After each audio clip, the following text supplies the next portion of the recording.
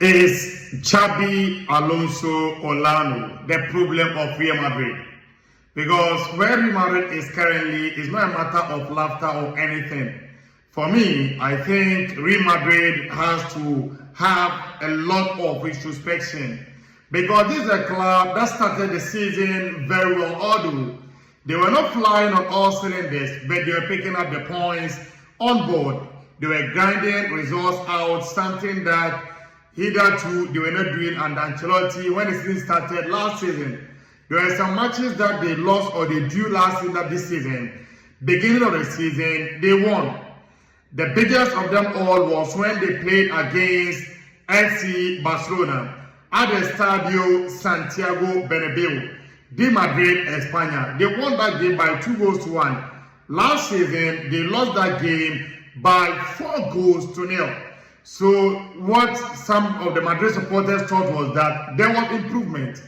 But the recent matches that they've been playing have revealed a lot of problems that have been there from the onset. That's Real Madrid's inability to break down teams that sit on the low block.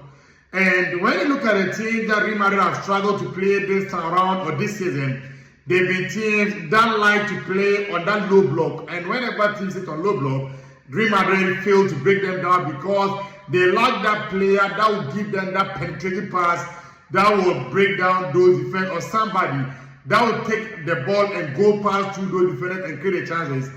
One or two of those games that you have Vini Jr. doing it, they won that game. Against Juventus, when Vini Jr. took the ball against the defenders of Juventus, he was able to create a chance that eventually Bellingham tapped the ball into the back of the net to give Real Madrid that victory in the game.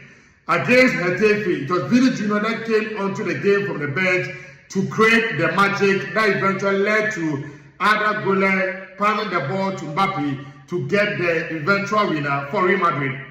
Against Elche, Real Madrid struggled to break them down. Against Rayo Vallecano, Real Madrid struggled to break them down because they played on that low block and played on counter break. Yesterday, against Celta de Vigo at the Bernabeu, Real Madrid struggled to break them down because you could see that the coach Heraldes made sure that the players were in tune for the play that he wanted to play. They were a back line of 5, and the only thing that they were doing was just to soak out the pressure and play on the counter break. And the entirety of La Liga, apart from FC Barcelona, no team, I repeat, no team passed the ball better